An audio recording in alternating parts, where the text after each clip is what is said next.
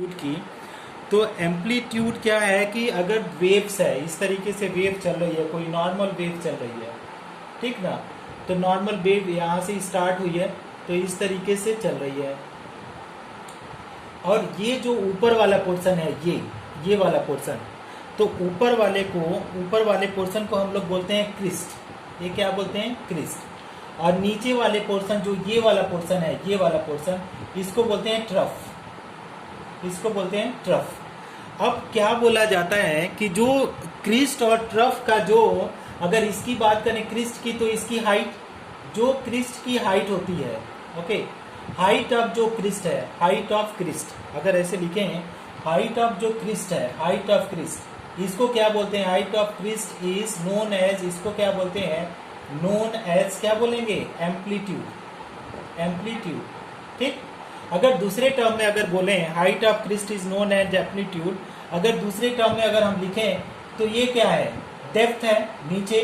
तो दूसरे टर्म में अगर बोला जाए, ये वाला लाइन लिखा जाए, तो अगर बोले कि डेप्थ ऑफ ट्रफ, कि कितना उसका ट्रफ है, ट्रफ का डेप्थ है, depth of trough is known as, इसको हम लोग क्या बोलेंगे? नोन एज एम्पलीट्यूड, ठीक ना।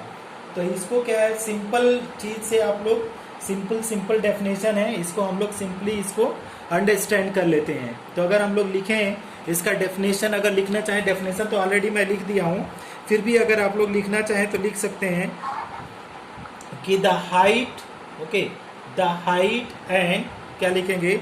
The height of the crest, ऐसे लिखिए, the height of the crest, the height of the crest, और क्या बोलेंगे? और डेप्थ ऑफ द ट्रफ, और डेप्थ ऑफ द, क्या बोलेंगे? Of the trough, the height of the crest और depth of the trough of a wave is called, of a wave is called, उसको क्या बोले? Of a wave is called, क्या बोलेंगे? Amplitude, ठीक, is called amplitude. समझ में आ रही है सबको? बात समझ में आ रही है कि एम्पलीट्यूड क्या होता है? अगर इसको अगर बोला जाए, अगर इसके यूनिट की बात करें, अगर यूनिट की बात करें, तो यूनिट या तो ये मीटर में होगा, या तो ये सेंटीमीटर में होगा, ठीक है, या तो ये क्या हो सकता है? पिकोमीटर में भी हो सकता है। तो दैट इज द यूनिट। अब इसका फायदा क्या है? अगर एम्पलीट्यूड का इसमें फायदा क्या है, अगर एडवांटेज लिखना चाहें कि एप्लीकेशन क्या है एम्पलीट्यूड का, तो ये क्या करता है? पहला इसका है, पहला जो इसका ऑब्जर्वेशन है, जो हम लोगों को अंडरस्टैंड करना जरूरी है, वो क्या ऑब्जर्वेशन है कि it measures the intensity of brightness of the light. क्या ये मेजर करता है कि ये इट मेजर द, क्या मेजर करता है? It measure the intensity of, किसकी इंटेंसिटी? इंटेंसिटी ऑफ, बोलेंगे ब्राइटनेस ऑफ लाइट, इधर कहिए इंटेंसिटी, और क्या बोलिए? Brightness of light, brightness of light, brightness of light. तो अगर कितना ज्यादा इंटेंसिटी है, जितना ज्यादा क्रिस्ट हाई होगा, जितना, उतना ज्यादा उसको बोलेंगे कि उसकी इंटेंसिटी ज्यादा है या उसकी ब्राइटनेस ज्यादा है। तो जितना ज्यादा आपका एम्पलीट्यूड होगा, उतना ज्यादा उसकी ब्राइटनेस होती है। अच्छा, अब ये एक प्रॉपर्टीज हो गई कि एम्पलीट्यूड क्या है, कि अगर हाइट ऑफ क्रिस्ट बोलिए, नो, हाइट ऑफ क्रिस्ट और the depth of trough is known as amplitude. अब यूनिट क्या बोला जाता है? यूनिट एम्पलीट्यूड का या तो मीटर होगा, सेंटीमीटर, पिकोमीटर। अब इसका एडवांटेज क्या है कि ये मेजर करता है कि इंटेंसिटी और द ब्राइटनेस ऑफ लाइट, की लाइट की इंटेंसिटी कितनी है या उसकी ब्राइटनेस कितनी है, that is measured by what student? That is measured by amplitude. Is it clear? है वेलोसिटी ऑफ गाड़ी वगड़ी की नहीं कर रहे हैं, वेलोसिटी ऑफ वेव्स की बात कर रहे हैं। हाँ, तो वेलोसिटी ऑफ वेव्स को कैसे डिफाइन करेंगे? The distance travel by wave, कैसे डिफाइन कर रहे हैं? द डिस्टेंस, क्या किया जा रहा है? The distance travel by wave, the distance travel by wave, travel by क्या है? Travelled by wave, the distance travel by wave in 1 second, कितने में? इन 1 सेकेंड, 1 सेकेंड में कितना डिस्टेंस एक वेव चलती है? The distance travel by wave in 1 second is called, उसी को क्या बोलते हैं? Is called velocity. तो वेलोसिटी क्या हुआ कि कितना डिस्टेंस ट्रेवल करती है एक वेव एक सेकंड में, दैट इज वेलोसिटी। अगर इसकी यूनिट की बात करें तो यूनिट इसका क्या हो सकता है कि पहले सेकंड आएगा मीटर पर सेकंड, तो क्या है मीटर पर सेकंड लिखेंगे और क्या है सेंटीमीटर पर सेकंड। ओके, अब नाउ स्टूडेंट इसमें जो नोट करने वाली चीज है थोड़ा सा समझ लेते हैं कि इस तरीके से मान लीजिए हमारे पास वेव चल रही है, इस तरीके से वेव चल रही है। अब बोल रहा है कि the distance travel by wave in 1 second is called. अब मान लीजिए कि जो एक वेव है, ये वन वेव है, इतना मान लेते हैं कि this is suppose to be one wave. अब ये वेव क्या है, एक सेकेंड में कितना डिस्टेंस चली। अगर मान लीजिए इसको हटा देते हैं, अगर आप लोगों को कंफ्यूजन होता तो अगर इसको बात करें कि अब पहले तो यहां से करेगी, ये डिसकंटिन्यू नहीं होगा, ये कंटिन्यू भी होगा, बट ये बोला जा रहा है कि एक सेकंड में कितना ये डिस्टेंस चलेगी एक सेकंड में। तो हम मान लेते हैं कि ये एक सेकंड में कितना डिस्टेंस चल रही है, इतना डिस्टेंस चल रही है एक सेकंड में, तो that is 1 second. This is the distance भी है, इतना ये डिस्टेंस कवर कर रही है, कितना में 1 सेकंड में ये डिस्टेंस कर रही है, इस तरीके से ये मूव करके। तो एक ये वन वेव है, वन वेव। अब जब वो यहां से करेगी, यहां से चालू करेगी, हालांकि इसको रिप्रेजेंट करने का एकदम इसको इस लाइन से नहीं करते हैं, सॉलिड लाइन से हम लोग जब इसको रिप्रेजेंट करते हैं तो वो डॉटेड लाइन से रिप्रेजेंट करते हैं कि कितना डिस्टेंस वो चली इस तरीके से।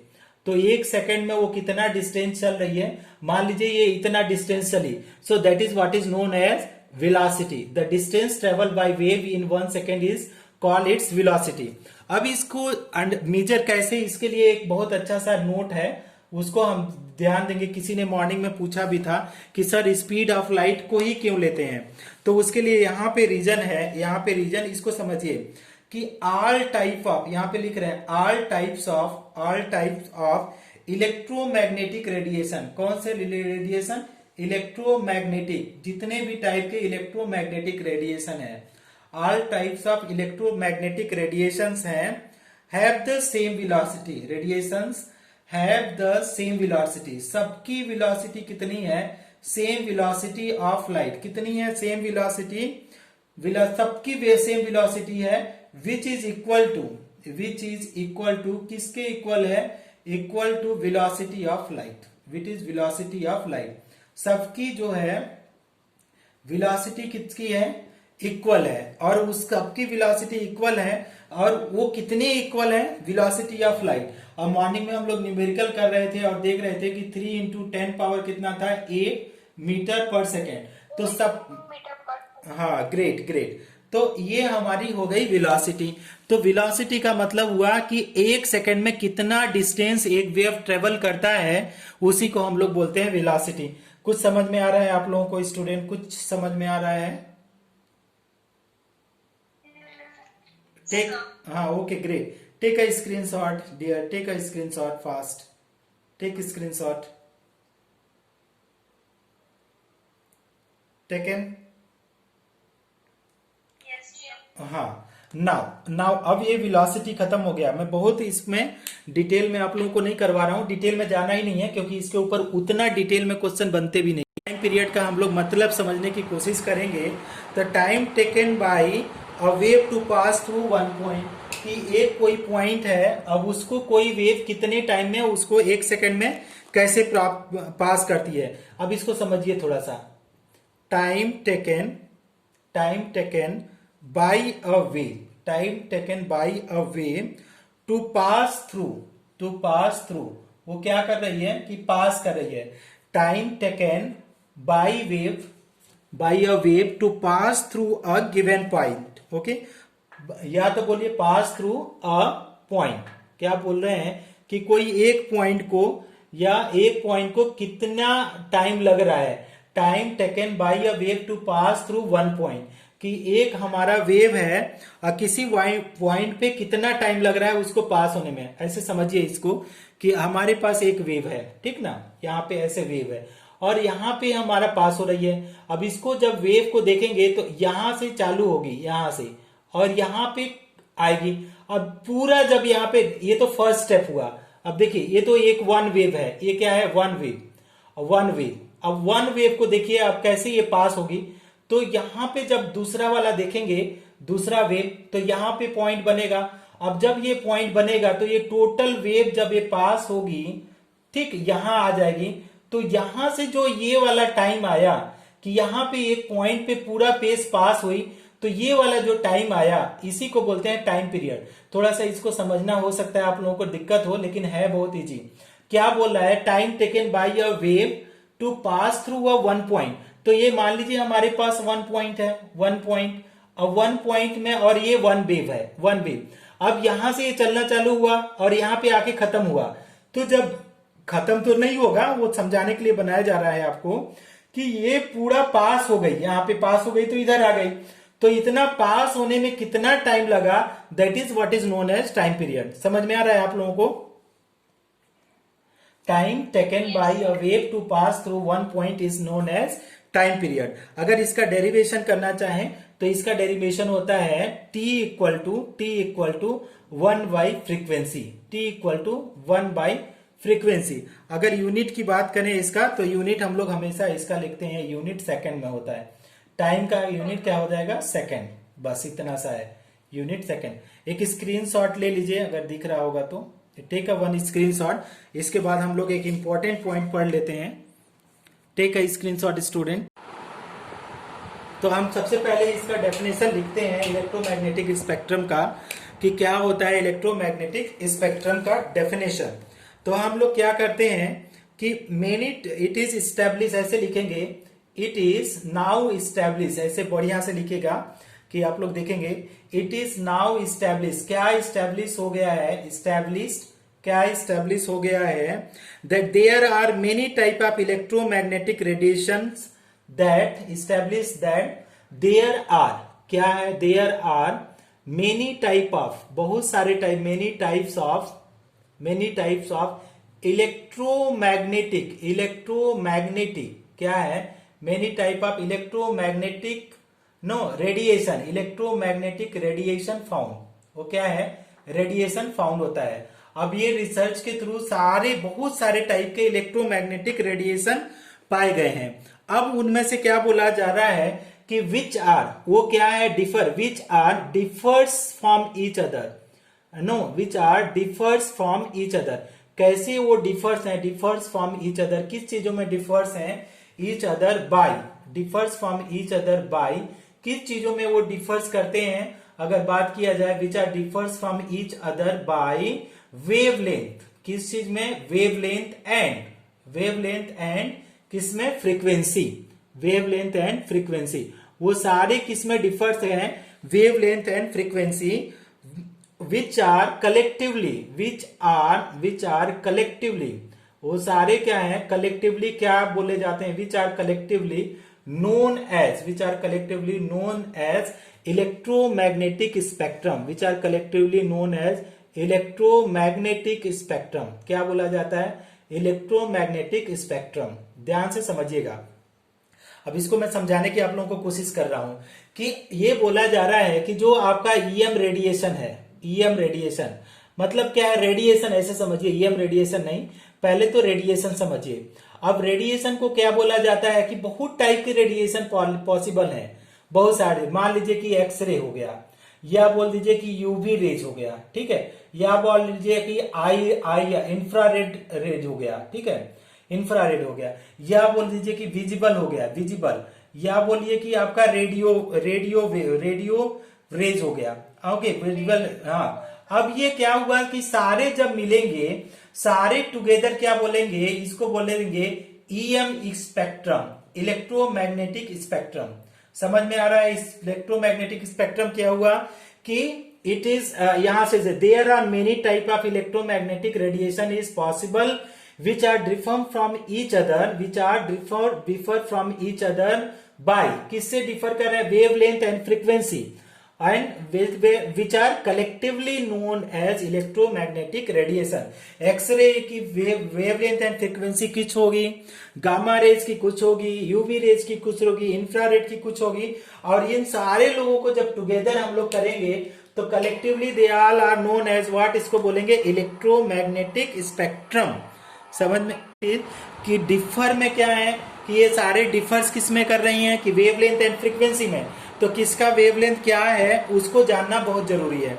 तो देखिए कितने वेव्स पॉसिबल हैं और कितने का फ्रीक्वेंसी क्या है, कितने का वेवलेंथ क्या है, इसको थोड़ा थोड़ा आप देखिए।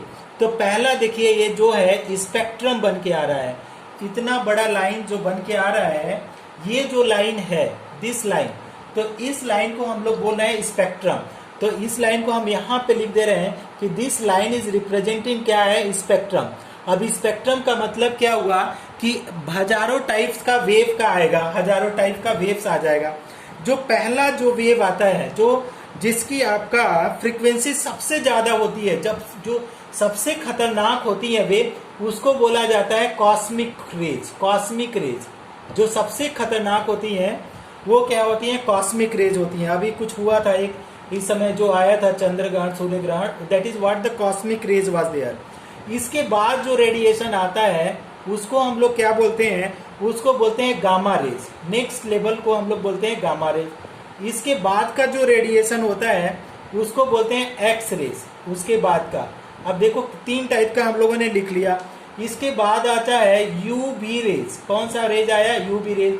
अब यूवी रेज और अब इसके बीच में हम लोग का जो रेडिएशन आता है इसको बोलते हैं विजिबल, जो हम लोग को दिखाई देता है। यूवी के बाद आता है उसको बोलते हैं आईआर। आईआर का मतलब होता है इंफ्रारेड। आईआर का मतलब होता है इंफ्रारेड। इंफ्रारेड के बाद में जो आता है उसको बोलते हैं माइक्रोवेव। माइक्रोवेव माइक्रोवेव वही होते हैं जो हम लोग यूज करते हैं इंडक्शन वगैरह में, they are the almost same. Next वह है एफएम और इसके बाद है उसके बाद है एएम। एफएम एंड एएम दोनों एक दूसरे से थोड़ा सा डिफरेंस है, बाय द वेवलेंथ में डिफरेंस है, लेकिन इसके बाद बने both are FM and AM क्या है, दोनों आपका रेडियो वेव है। रेडियो वेव है, रेडियो वेव। और लास्ट में आता है उसको बोलते हैं long radio wave. Long radio wave, long radio wave. आप लोगों को दिख नहीं रहा होगा, उसको हम थोड़ा सा और पीछे कर रहे हैं, अभी दिखेगा।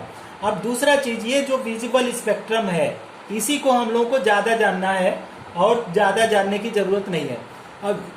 अब आपको पता है कि जो विजिबल रेडिएशन होता है वो कई सारे कलर से मिलके बना होता है। विजिबल रेडिएशन 7 कलर से मिल करके बना होता है, उसी को विव की ओर से हम लोग पढ़ते हैं। तो पहला वाला जो बोला जाता है इसमें, जो फर्स्ट वाला क्या हो जाता है कि पहले वाले को बोलते हैं वायलेट, ठीक। दूसरे वाले को बोलते हैं इंडिगो, इंडिगो, इंडिगो। तीसरे वाले को बोलते हैं विव ग्योर। तो तीसरे वाले को हम लोग बोलते हैं क्या, ब्लू। चौथे वाले को हम लोग बोलते हैं ग्रीन, ओके, ग्रीन। और इसके बाद हम लोग बोलते हैं विव ग्योर, तो इसको बोलते हैं नेक्स्ट वाले को येलो। इसके बाद बोलते हैं ऑरेंज, ठीक। अब इसके बाद बोलते हैं रेड। अब इसमें पूछा जाता है कि रेड को इस सिग्नल में क्यों यूज करते हैं, रेलवे के सिग्नल में, या क्यों यूज करते हैं, क्योंकि उसकी फ्रीक्वेंसी बहुत ज्यादा होती है। क्योंकि उसकी फ्रीक्वेंसी बहुत ज्यादा होती है इसलिए ही इसको यूज करते हैं। अच्छा चलो इसके बारे में हम लोग अभी देखेंगे। अब यहाँ पे जो ऊपर में हम लोग लिख रहे हैं, ऊपर में जो ये लिख रहे हैं, यहाँ पे ध्यान देना आप लोग कि ऊपर वाली जो लाइन होगी, ऊपर वाली, तो ये वाली लाइन फ्रीक्वेंसी को रिप्रेजेंट करेगी। अच्छा, और दूसरा वाली लाइन जो हमारे पास है वो वेवलेंथ को रिप्रेजेंट करेगी। और सारी वैल्यूज जो हम लोग लिख रहे हैं वो क्या है, ये वाला तो मीटर में हो जाएगा वेवलेंथ, और ये किस में आ जाएगा, हर्ट्ज में। अब देखो किसकी कितनी ज्यादा है। अगर हम फ्रीक्वेंसी की बात करें कॉस्मिक रेज की, तो कॉस्मिक रेज की जो फ्रीक्वेंसी है 10⁻24 है। मतलब वो शरीर के ऊपर गिरेगी और उसको छेद कर देगी। मतलब आदमी के अगर आंखों में चली जाए तो इमीडिएटली वो कैंसर में कन्वर्ट हो जाएगा, वो या तो वो ब्लाइंड हो जाएगा। अगर गामा रेज की बात करें तो ये 10⁻22 में होगा gamma rays.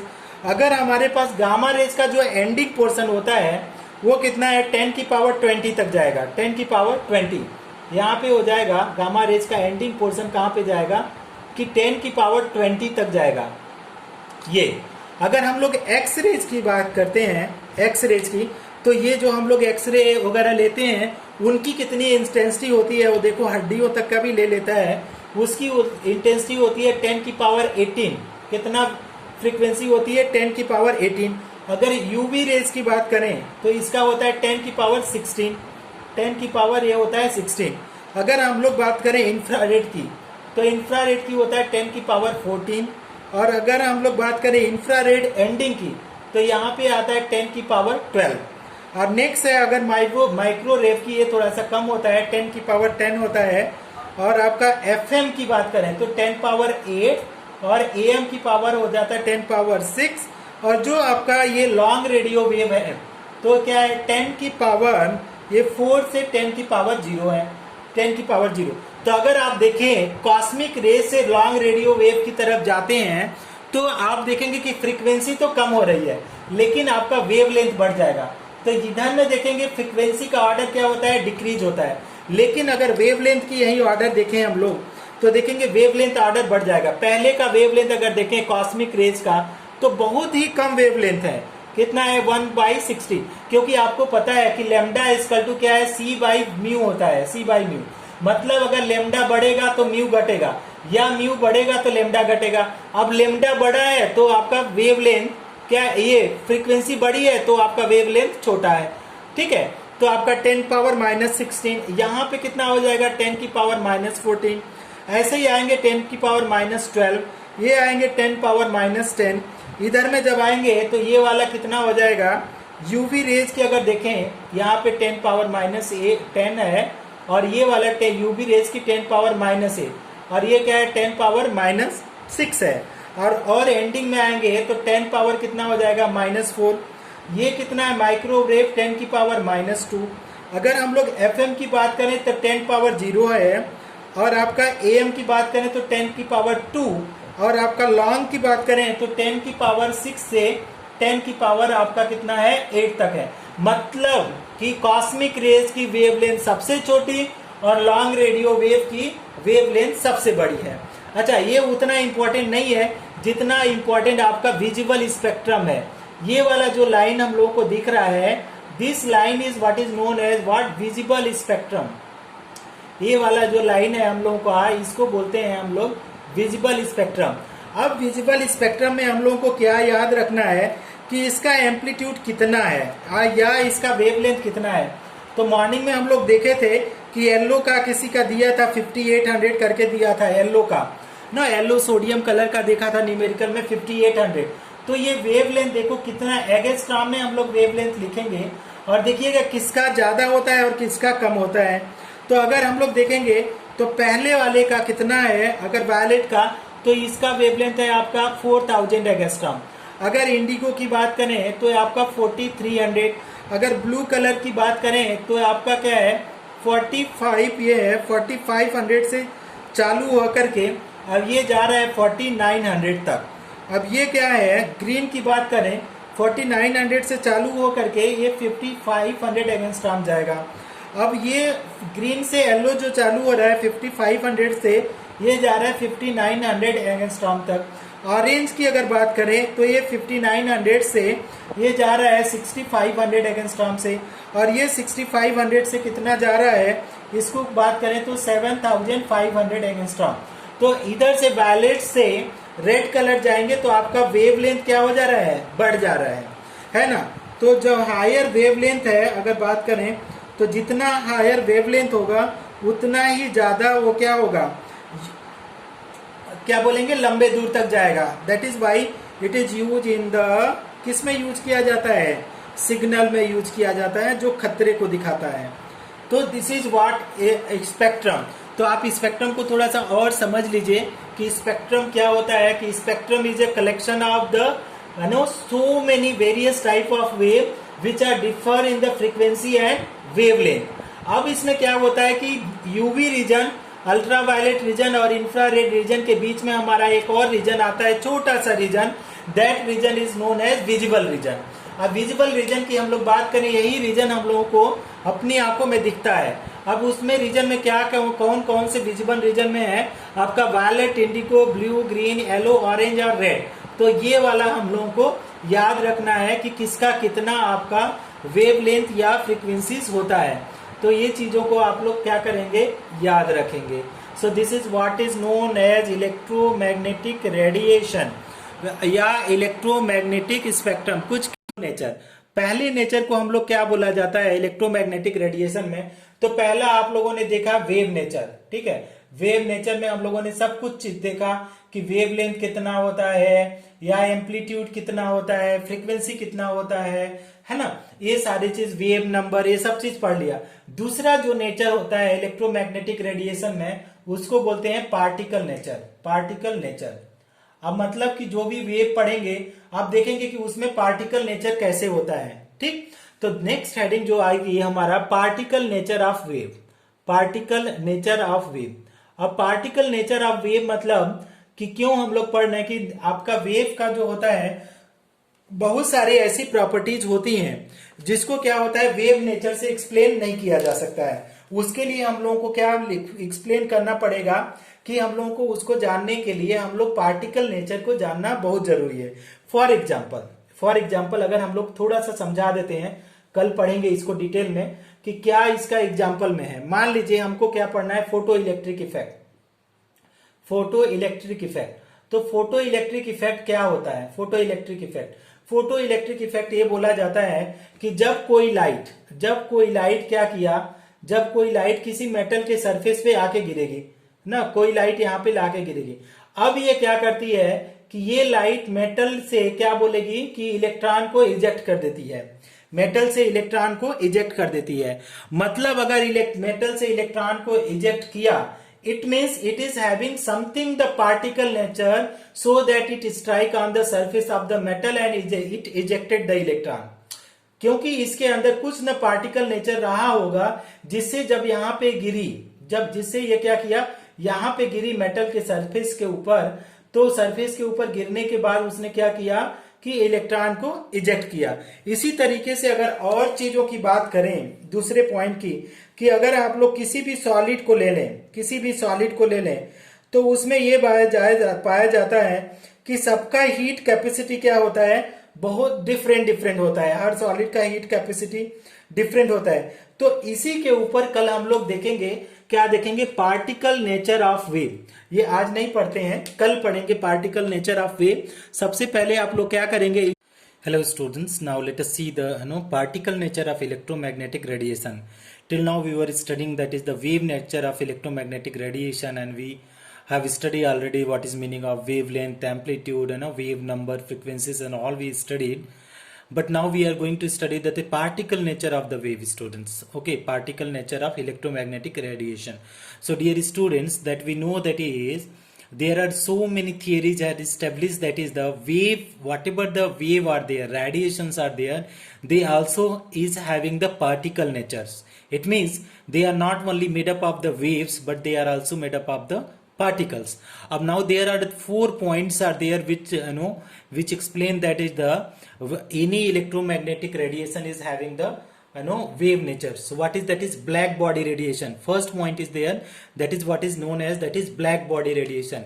It means when you are heating any substance, student, when you are heating any substance, so what is it is emitting, that is radiation of all the frequencies. It is emitting the radiation of all the frequencies, that is the black body.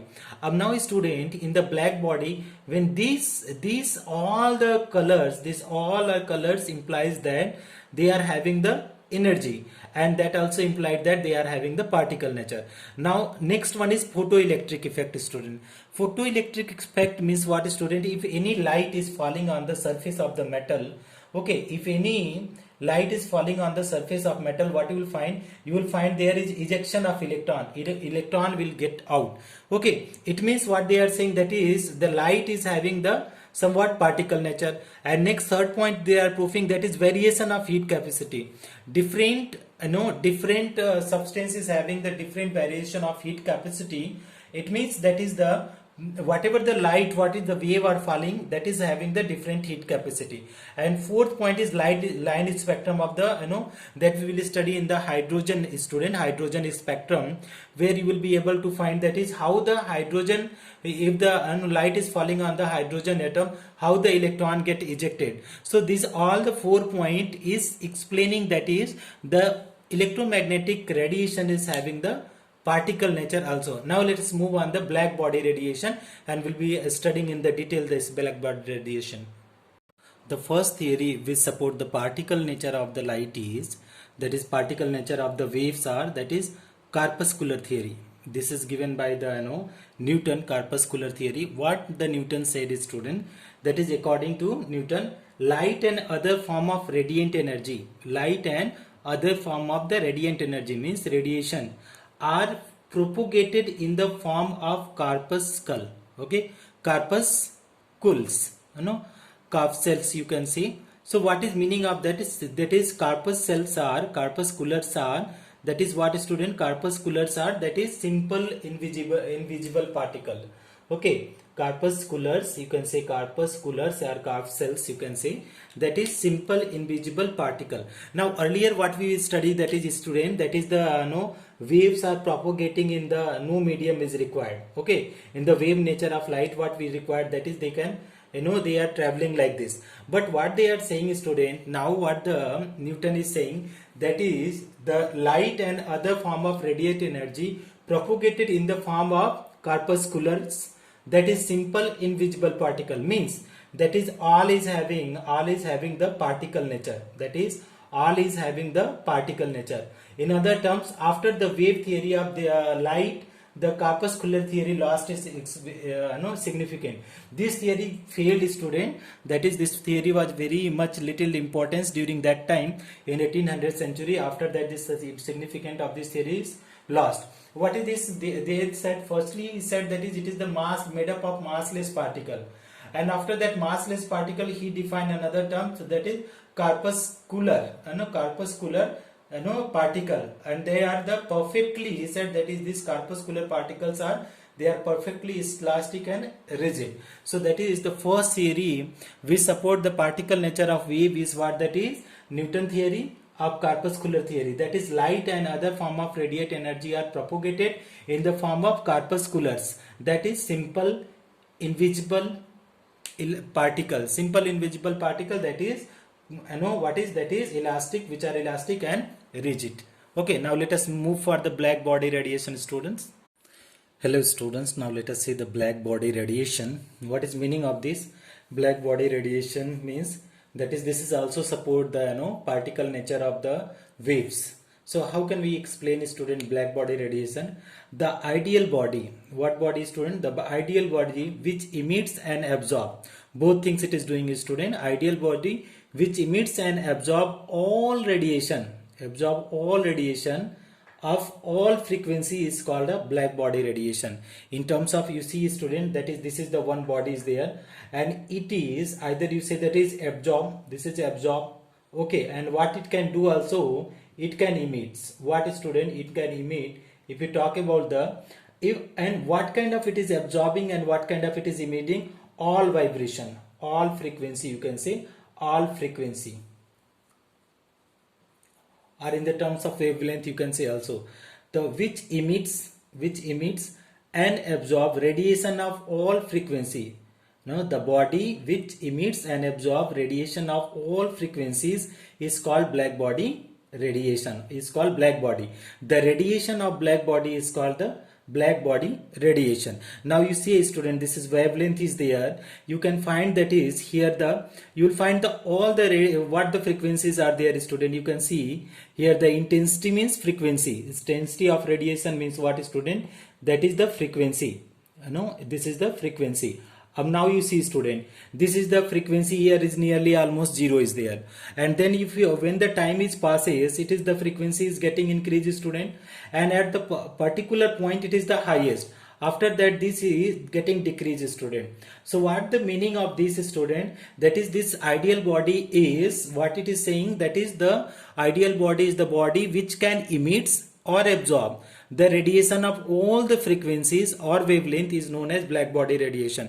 Now what the observation with the graph you can do, student? That is the first observation is, at given temperature the intensity of radiation, okay, intensity of radiation is emitted, it increases. Okay, so earlierly it is, they see that it is increases, reaches a maximum T2 position, maximum value, and then it is decreases, so it is decreasing. So firstly it is getting increased and then getting decreased. This is the first point from the observation.